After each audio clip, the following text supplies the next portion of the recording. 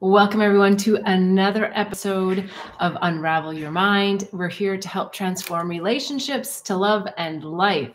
So we've got a great lineup of questions today. Please, if you're watching this live, feel free to put a question in the comments. In the future, you can always put it in my Queen Bliss Bee on Instagram in private comments if you don't want it to be public, and also on Facebook at Beth Bell Live. So lots of ways that you can submit a question, and I have something new coming up, which I'll tell you about next week. But for now, you can go ahead and private message me or put it in the comments right here on YouTube. So if you're in replay, no worries. You're still going to be able to ask your question, and I'll still find it for next week's show. So thank you so much for joining. Let's dive right in to our questions this week. Okay, first question. I am 75 and have never spoken up for myself. My family walked all over me, then my children. I never wanted to hurt anyone's feelings. Something snapped last weekend. I said no. I feel so guilty, but at the same time, so free. Cruel things are being said to me. Am I right to block family on my phone? Well, that's a really interesting question. I'm always going to say it's always about the lesson that you called in all of these characters in your play to help you learn. So I would continue to dive deep into, why did I call this in? Why did I call in all these characters to treat me this way? And also be proud of yourself for the fact that you've actually stood up and said no. Like, you really, within you, it sounds like you found this place of your own boundaries and of you just, I hope from a loving place, said no. And so I think that's where it comes into when you're saying, do I need to block these people, my family? I'm not a big blocker. Blocking is an energetic boundary that I like to make without having to do the physical blocking. Now, only you know for sure if blocking them is for your best interest. So I'm not saying yes or no. I'm saying it's something that you need to really feel into. But I don't like to block people because I like to get the lesson until I've been able to really transform those relationships into love. Now, when I say into love, I mean into love in my heart, right? Where we're at a place where we're able to forgive and move beyond. And sometimes that means that these people are no longer in our life. So it doesn't mean we always keep them close to us, but we want to make sure that we're digging deep into what is the underlying wound that is having us experience this with the people that are so close to us, our family, right? So really dig in there. It sounds like you're doing the work, and the fact that you really were able to say no, hey, be proud of that and know when to say no again. But the other thing that comes to mind to share about that is when we say no, there's a tonality and an energy that comes with it that can come from a very loving place, a forgiving place, a knowing place of what's right for us, versus a bitter place or a place that is creating a barrier that's not from love. There's just a real fine line sometimes, and sometimes there's a really obvious line. So I would ask you to go really into here, into your core, and say, what is my emotion? What am I feeling? And what do I need to transmute for me, right? We want to stop thinking that we have to change everybody else, because when we change ourselves, when we transmute these ideas about ourself and our self-worth to be able to say, no, that's not right for me from a loving place, that's where the mastery comes in. You're on it. And thank you so much for submitting the question. If you have any thoughts, if you're on here live or you're watching on replay, I'm all ears for anything you might want to say in comments, or if you want me to address something more in the future. So thank you. Okay, so let's jump into the next question. I see we've got some live questions coming in today too. So let me come back to that in just 1 minute. Okay, so the next question is, I met a guy for happy hour under the guise of work. I wondered if it might be something more and was excited to see if there was any chemistry. We had a deep spiritual conversation, and the discussion flowed effortlessly. I have a pattern of attracting men who appreciate me for my spiritual glow, but then aren't interested in me romantically. I keep wondering if this will turn into something more. Well, what comes to me to say is stop trying to look for someone at work that's going to be romance. Maybe you're not looking for them there, but let's just uncouple these ideas. It doesn't mean we can't meet someone through work. I'm just saying that if you're meeting for work, make it work. Talk about work. By all means, do it spiritual. Like we want to infiltrate the spirituality of who we are and the lessons in every day, whether it's work or play. So I'm not saying not to be spiritual. I'm just saying take that lens off that this is about looking at the guy for a romantic partner. And if it turns out to be, how lovely, right? How lovely if there's something a little bit more. But I would also say is that because you're sort of looking for this, that you really want to keep the boundaries of the discussion so that you can read the room, if you will. And I mean read that person. So what I mean by that is that you want to feel into, is it just me having a fantasy about this person, or are the cues really clear? Because if a man is interested in a woman, and granted, yes, some men are nervous, don't have the confidence, don't want to, take charge and jump in. But most men, in fact, if it's a man that you really are interested in, because I get the feeling that you're a very confident woman, that the man's going to jump in and he's going to let you know that he's interested. He's going to let you know with either some really great comment or compliment, or maybe something awkward. But you know that they have a romantic interest in you. They say things like, oh, I'm single, or, whatever. So if you're leaving a situation and you have no idea someone's marital status, that also gives you some signs, right? Or relationship status. And again, it's work. I'm not saying that people from work are going to tell you all this, but I'm saying you're asking, like, if this is a pattern where you're looking for them to be romantic, then they're going to give you the cues to know. And then if they're not giving you those cues, just be really confident and clear in yourself that this is a work relationship and leave it at work. Don't start fantasizing about, oh, could it be more? We had this in-depth conversation. No, stop it right there and just be like, thank you. I met this wonderful man. We had a great conversation, and that's going to be work. And then we don't treat it like we would if we were interested in dating someone, because they haven't given us any of those signals, and keep moving on. And I'm saying this because you're suggesting that there's a pattern here, right? And so it sounds like maybe a mismatch in interest level for romance. And so you want someone, honestly, you want someone who you feel like they could lean over and kiss you at any point in time. And I don't mean that from a sexual place. I don't mean that from a lustful place. I just mean that from like a romantic interest place. All right. If any of you listening on the replay or live have a situation where you've had something like this happen, I would love to hear from you.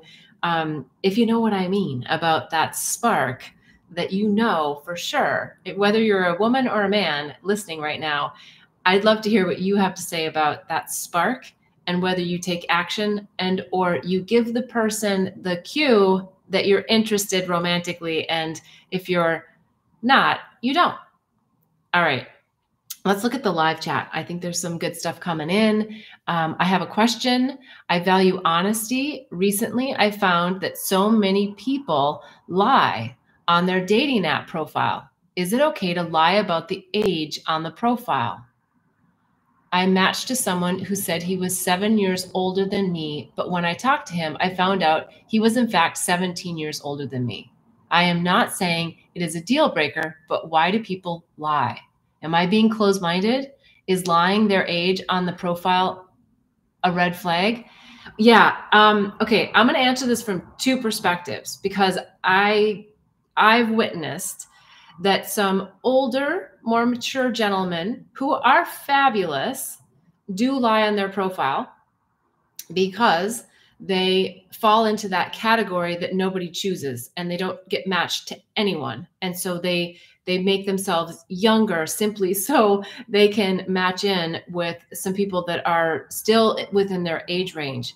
Of course, there's people that do totally different things than that, but let's stick on that. So in a sense, I would say that they're really trying to work the algorithm to be able to be seen, because let's just say that I don't know what the algorithms are now, but let's say that they're 60 and the cutoff is like 55 for that category. And like nobody, not nobody, but a lot of people don't actually do the 55 plus older because that's like all lumping everybody in that higher end. I can see where someone might change their profile just to fit in, just to be seen, because they might have already been through this whole rigmarole where they're not getting any connections or not being shown any people. So if that's the case, what I would do in that situation is when you actually talk to them.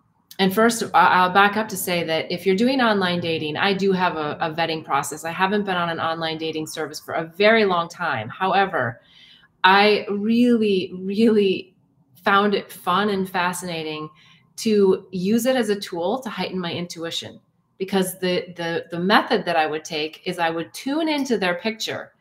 And there's basic things. Okay, I'm getting a little off topic, but I'll come back to it. There's basic things you can see from a profile picture. If every picture, or most of them, have sunglasses or a hat or something that's hiding something, there's something that they don't want you to know. But the eye contact is really, really important, to be able to see their eyes. And that gives you, I'm not saying like everyone can do a psychic reading, but I'm saying, like, Malcolm Gladwell talks about blink all the time. You can know and have a feeling about someone instantly based on their photograph. I'm not saying make judgments. I'm just saying, observation, note to self, right? Then when you're texting with them, how they write to you and how you feel about that, trust that, because that gets into really like where the integrity lies, whether they're a match vibrationally just in their life stage, where they are not just age-wise, but just sophistication wise, savviness wise. They give you a lot of juicy nuggets on those first few texts. So really tune in to how you feel. Because I think as women, and this is a broad reaching statement, we give men a lot of credit that a lot of times they don't deserve, especially in the upfront, because we want to believe that they have potential. Oh, he said this, but there's so much other potential. He looks good on paper, whatever. Okay. Stay away from all of those ideas and trust your gut about what you feel when you're reading it. So back to your specific question, when you're getting, this person's age is not at all what they said on the profile, point blank ask them, hey, why did you list an age that is not what you are? And hear what they have to say. And if they tell you what I said earlier, then maybe give them a shot. But if they make up some silly story, a story that as you're listening, like you go, there's something a little bit weird about that, trust that, right? We need to be trusting in our bodies what we think and feel in the moment. Because if you don't trust that, what happens is the mind comes in and we start making justifications. We start thinking, well, maybe, right? I mean, you ladies, you know what I'm talking about. If you do, say yes in the chat, even if you're watching this on replay, because we are notorious for wanting to see the beautiful aspects of everyone. So, okay, men, I'm not leaving you out. I'm just saying that as a woman, I know that a lot of times we do this. So give him a shot if you feel innately within that there was a good reason why he said he was 7 years younger than he is. But that's a pretty big age gap. And deep within me, I want to say, we don't lie. We're all about truth telling. So if you're in that place within you to tell the truth, then I would just be a little bit leery about someone who's going to start out a relationship with a lie, with something that's less than honest, or a picture, right? I mean, I when I was on a dating site years and years ago, not only would I get the read on the photo, energetic aura read, And then, let's see what they're writing, not from judgment, observation, energetically, how does it make me feel? Then before I would even give an opportunity to meet in person, I would say, let's talk on the phone. Talk on the phone and you'll get so much. And listen, the first few things that someone says to you, they are telling you who they really are in those moments. So listen to that. I would also highly encourage a Zoom call, a video call as your first date. There's no reason to have to get together. I am all about in-person contact. Believe me, I think that is the best, which is why I don't do any online dating, because I think meeting people out in life and getting that whole feel of them is the best way to go about it. So yeah, let's see. I think we've got some comments here on this one. So let me just jump in. I want to see for sure.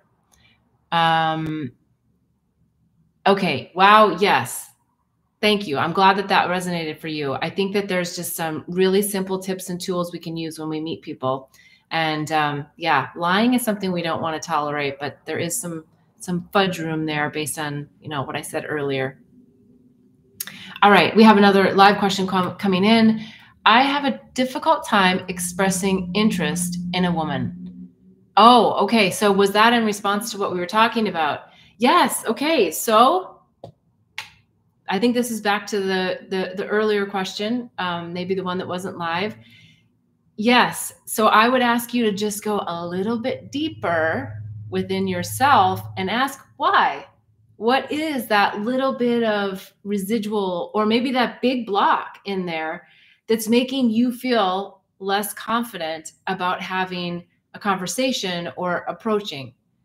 So that's a great question, a great comment from the man's perspective, because I do think it's hard today, especially today for men, because there's been so much that's happened with like, what's appropriate, what's not, what can I say, what can I not say, what's offensive, what's, what works, so I get it that there's some real nuggets in there that I think are just like societal thought constructs now about, it's not the old days of, men opening doors for women, because some women are offended by that. So I get it. It is getting a little bit more sticky. And so if it's that, then feel into that. But if it's something deep within you and something that is just a bit of an insecurity, then dig in, find out what it is so you can blow it up and release it, because there's no reason to not just talk to our brothers and sisters out there on planet Earth, especially if we find someone attractive. It doesn't even mean that it's their physical body that's attractive. It can be their energy, their aura. Like you're just like, oh, I want to get to know that person. And so what's the worst that can happen? They ignore you, or they say, what are you talking to me for? I mean, and then you go, oh, okay, well, just, it wasn't the connection I was thinking. So yeah, be brave and jump in and tell people how you feel. And when people don't have a reciprocal response that makes you feel good, don't take it so personal. I mean, it is personal, but don't take it personal in the sense that you don't have to take it as a dig on you. It just wasn't a match. All right. If there's any other comments on that, I'm happy to comment more. Let's see here on the next question. I think we're good on the live for now. Okay. So the next question is, why do you think so many spiritual people and practitioners are broke? Well, first of all, let's acknowledge that there are so many spiritual people that are incredibly abundant and wealthy. And, we've got lots of people. I mean, I don't want to name names, but, we could look at Deepak Chopra, Wayne Dyer, Marianne Williamson's. I mean, there's lots of people that have made a lot of money doing their spiritual work, helping to raise the vibration. Now, for the masses, I get it. There's a lot of people out there that are really doing the work and really offering some incredible healing modalities, offering just like these upgraded templates for everyone. So why are a lot of the spiritual people still struggling? Well, part of it is that money isn't the driver anymore. That there's this acknowledgement and knowing that money isn't what brings happiness. Opportunity brings happiness, and having money also brings opportunity, but we don't have to have money to be happy. In fact, some of the most wealthy people, as you know, are unhappy. So it's all about lining up with spirit And so for the people who are lining up with spirit and they're not quite making it yet financially, I want to say it's kind of like that starving artist program. You know how a lot of artists don't make it and they're like really struggling? And there's like just this idea out there in the collective that most artists struggle, like, and don't do that. Like, don't go be an artist because, you won't make any money. It was kind of the scare. I think we're really moving out of that, especially as we go into the internet. And there's so many creatives and creative people that are putting their heart and their soul in their work out into the world and getting compensated for it. But that wasn't necessarily the case, in the last few decades. Like, really, it was hard for a lot of people who stepped out of the matrix, people who stepped out of the corporate world, people who did something different. It was hard, and it still is. I get it, but it doesn't have to be. And it's a matter of switching your lens. It's a matter of really going deep within on what are your money blocks, the collective money blocks, right? Projections that people want to put onto you. I know when I left my corporate life, gosh, it's been over 10 years ago, that was really scary for a lot of people close to me, because it was like, well, whoa, how are you going to make up for this like incredible, significant income that you're making? And and the health insurance and da. So that's the golden handcuffs, right? And so it's all about trusting spirit, and it's about trusting who we really are and living who we are in a way that we know we are contributing to humanity, and knowing that the money will come. And so I think we're at a time where there's going to be a massive breakthrough in the next year, actually, but in the next 3 to 5, we're going to see light workers, way showers, spiritually oriented people that are here showing templates and shining their light brightly. We're going to see them as really rising and people seeing their value and their worth, because people are going to wait. I want what you have. And it's the energy, it's the aura, it's the radiance that people who have done the work, are doing the work, shine out brightly. So hang in there. If the person asking the question is someone who's also not quite making it financially on the more spiritual path, don't worry, be happy. You will. And you do have to take inspired action. This isn't just about sitting around doing nothing, but it's about manifesting from the core of your being that is connected to source. That is so important. Not connected to your mind, not like, oh, I think about this and I think this. No, it's like, I feel this. No, I am this. And when we are that, the universe can bring everything to us effortlessly. We still participate, but with ease and flow and grace. All right, let's go on to the next question. I have a history with my own devil and have met a new man that reminds me of him.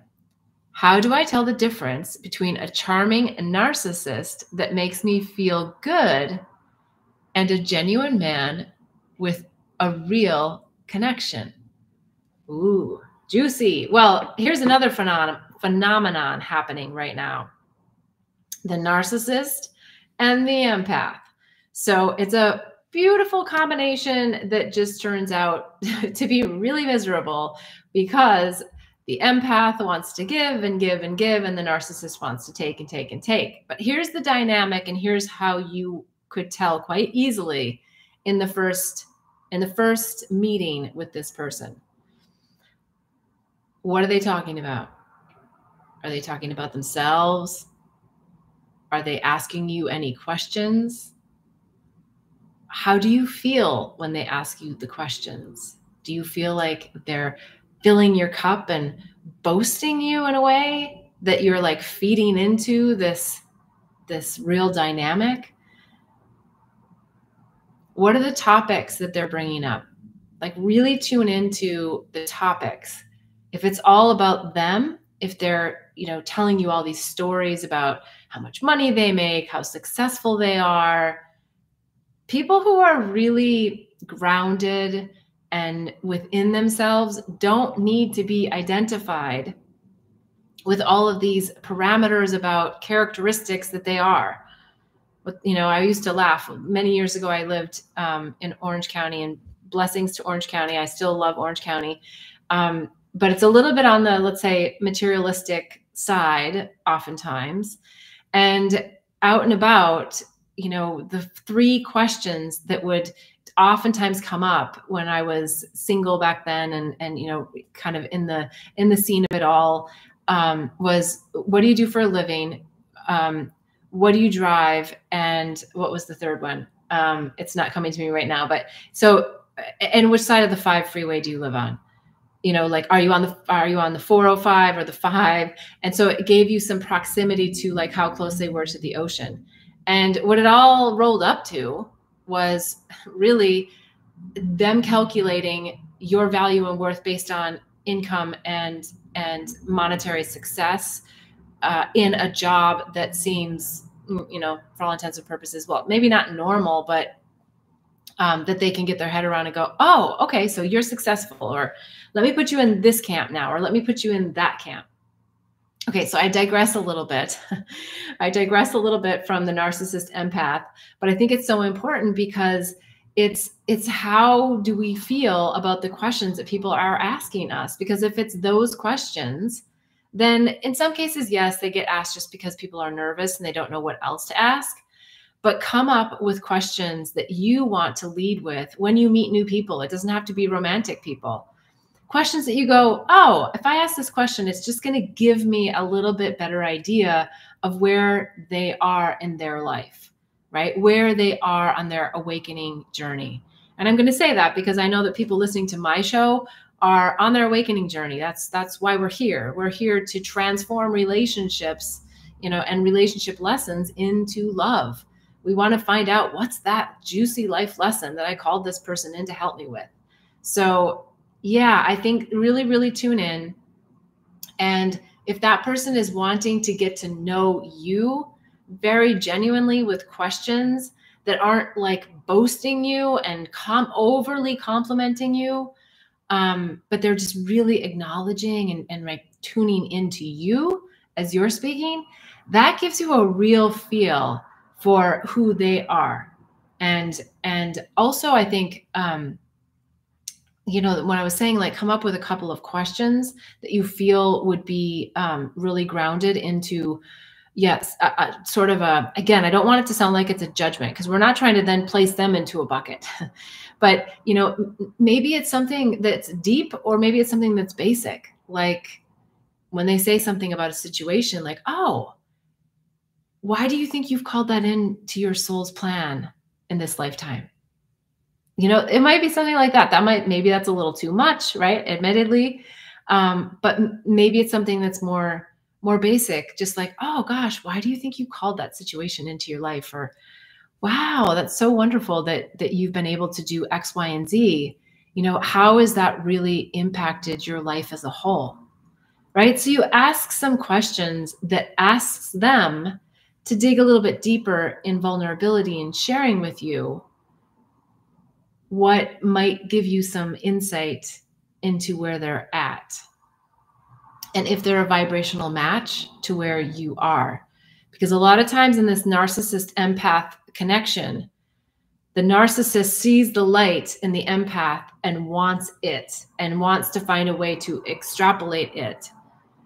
And the empath, a lot of times, until we really wake up and get this, is willing to just give and give and give. And, oh, yes, and I want to help you. I want to help you. I want to help you. And I'm just suggesting that we need to have some boundaries on this helping thing to let people go do their own journey. And so, yeah, use your discernment, use your gut innate feeling. And if you're not sure, then I would back off. I would just say, yeah, not sure. Note to self. And then navigate it from that perspective that you're not sure, and just be honest with yourself, as opposed to giving the person credit where credit isn't due. Oh, I'm sure they're a good person. Well, they may or they may not be. Let them tell you if they are, and they usually do. We just don't want to believe what they say in the first 5 minutes. All right, I think we've gone through that now. Let's go on to the next question, unless there's any additional comments or thoughts on that. Let me just take a quick look here. I don't think so. Okay. So let's go on to the next question. I've recently started to wake up on my spiritual path. I'm struggling a little and I'm wondering if you have a morning routine you'd recommend. I think morning routines are so specific to each individual person. And I also think that for me, I know that when people would tell me what to do, it was sort of like, I put my heels in the ground and be like, I don't know, that doesn't work for me. I'm not saying you're that stubborn. I'm stubborn, but I would consider a couple of these options that I'm going to throw out for you. Gratitude. Every morning when I wake up, one of the first things I do after putting on hot water is I start writing the top 10 things that I'm grateful for and why. I am grateful and blessed for blah, blah, blah, blah, because blah, blah, blah, blah. It really helps me to reflect on yesterday. It helps me to reflect on right now. Sometimes it's like, I am really grateful for a roof over my head, heat in my house, and a hot cup of tea. And you can feel into the gratitude and the gratefulness of that. And that is just as powerful as I'm grateful for $1 million that makes me feel secure. You know, it's like, we don't have to judge like the magnitude of these things. We have to go into the gratitude of how we feel. And when we can feel the gratitude, not just say I'm grateful, but really feel it. I have a weird story that's coming up. It's weird just because it's like, stuff comes forward and it says, say this. And years ago now, I'm going to say like maybe 4 years ago, I was driving my parents' car and my parents were both in the car with me and we were on a freeway in Arizona and we were just going along. It was nighttime and this semi was a semi out of control and it almost sideswiped us. I mean, it was so close. I can't even believe that the mirrors didn't break off because this was so close to us. And we weren't sure what happened in that moment. We all just like were petrified by this experience. Luckily, I was able to still hold the wheel and not overly swerve because there's cars going on all sides of us.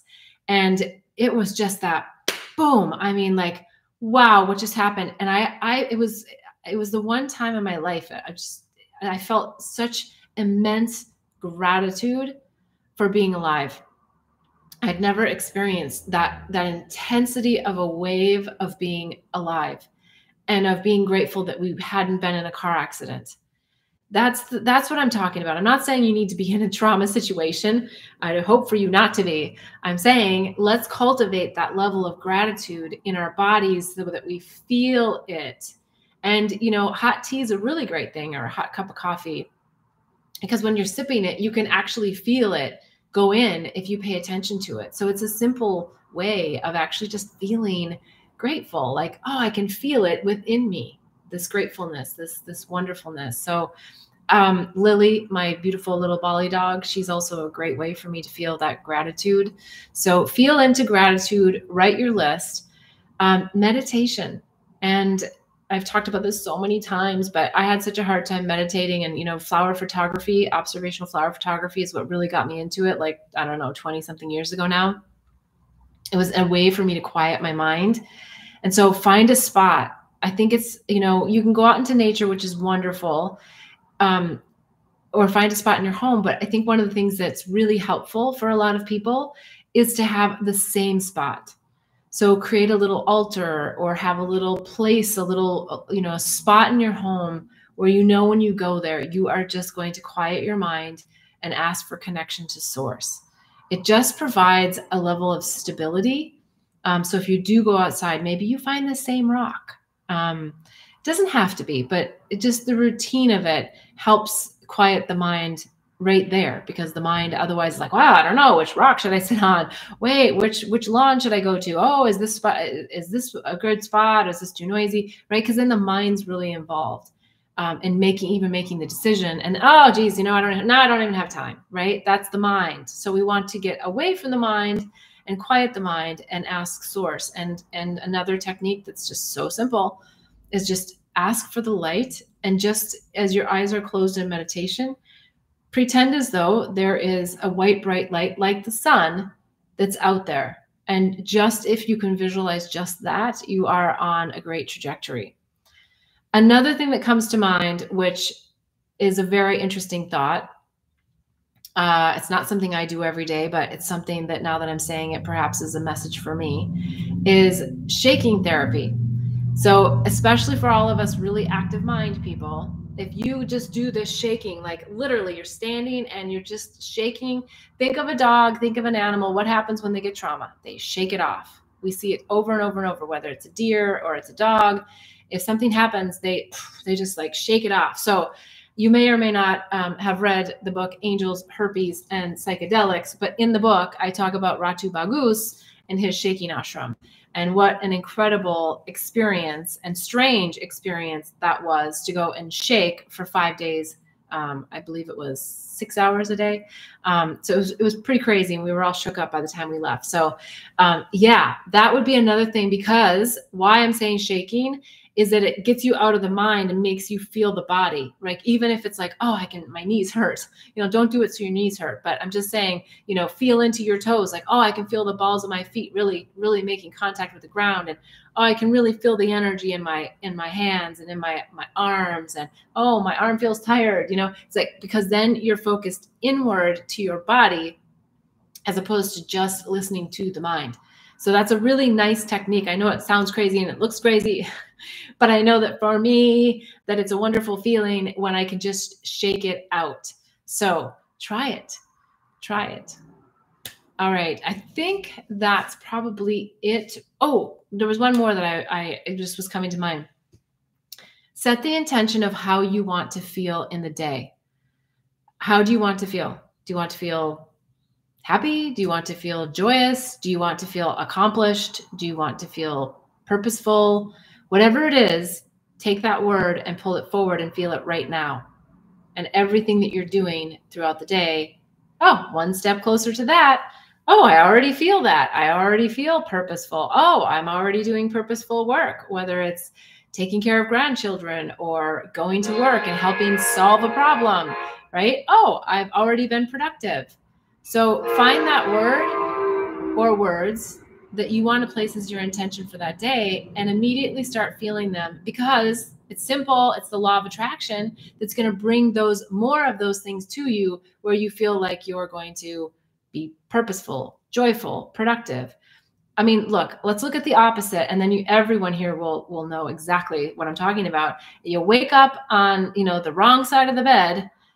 It feels like everything snowballs from there downhill, right? We have all experienced that. Why? Because it's the energy that we start attracting that. So all I'm suggesting is that you get those words and then you attract what you want, those feelings of joy, those feelings of peace, those feelings of blissfulness that we want in our day. Start feeling it immediately as you're sitting, writing the word, right? Okay, wonderful. Hopefully that's helpful. I'd love to hear if anyone else has any other morning routine that you feel is really helpful for everyone else. Please write it in the chat. I think that would be wonderful to hear from you guys. Okay, let's go on to the next question. How do I overcome the depths of sadness that I feel when I'm not even sure what exactly I'm sad about? I would say this is going to sound weird, but be happy that you can feel that you're sad, because then you're not numb. There's many people who are absolutely numb. Chances are, if you really feel like there's not anything in particular that's making you feel sad, that you're waking up. You're waking up to another level of expanding your consciousness, of wanting to have that connection to source, of wanting to pull through the light, of wanting to radiate more. Not that we need more, but the more we raise our vibration, we do emanate light out to others. Look at the sadness as a signal. It's a signal to you that there's something within you ready to bubble up, or it is bubbling up, or it's there and it's sitting there and it's going, la, la, la, I'm here making you feel sad so that you pay attention to me, which is me, the body. I want you to feel this so that you can identify a thought construct, maybe a subconscious thought, something that's happening that you've been ignoring. We all have immense amounts of joy, and we all have immense amounts of sadness that can happen in our lives like that. So let's work on flipping the switch to go from the sadness to the joy. And the first thing we do, the way that we do that, is we just acknowledge it and we accept it and we feel into it, right? We don't try to shove it down or go distract ourselves. I mean, yes, there's sometimes when distracting ourselves helps us get out of that circuitous loop. But if we're talking about the beginning of it, you're just noticing it, then really feel into it and just really be gentle with yourself and really feel into, what is this sadness? Is it something that's, a thread in a relationship that I'm having with someone, a child, a partner? Is it that I don't feel that I'm living my purpose? What is it? Like, really get into it. Feel like, what is that sadness? And don't shove it down. We want to get it out and we want to utilize it, to leverage it, right? Because this is all about transforming relationships, and we want to take the relationship lessons and transform them into love. So yes, that sadness can turn into a big ball of fun love that's white and bright. All right, let's see. I think we've got a couple more questions. If there's any more live callers that want to ask a question. All right. Can I remain in the golden handcuffs that you reference and still be spiritual?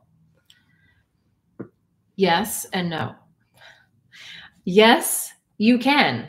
And I hope and wish that many, many, many people do, that you wake up and wake up and wake up and expand your consciousness while in corporate life. Why? Because then you can share that template with everyone else. Other people notice when you start to be happier, or you have an aura or a vibration about yourself. And so, yes, infiltrate yourself within that corporate world, the golden handcuffs. Why I say no is that if you don't have the awareness and or the discipline to really bring that light in a way that you feel confident about, and you just let it get sucked, then the answer would most likely be no, because then you're just going to be in that hamster wheel and you can't quite get out. So if you can stop the hamster wheel while you're still in the golden handcuffs, then you can work this, and you should work this, because we need light workers in corporate life. We need light workers everywhere. So I would encourage you to keep going on the journey. And the other thing that comes to mind is you will know when it's time to jump out of the golden handcuffs.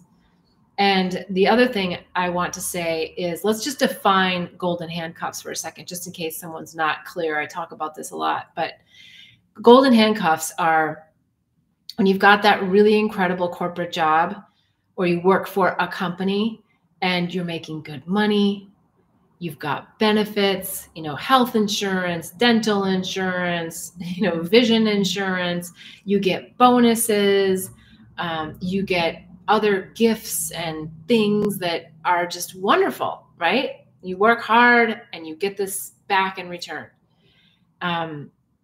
Those are the golden handcuffs, because it makes you feel like, if I leave, maybe I won't have that, or how will I have that, or what will I have to give up?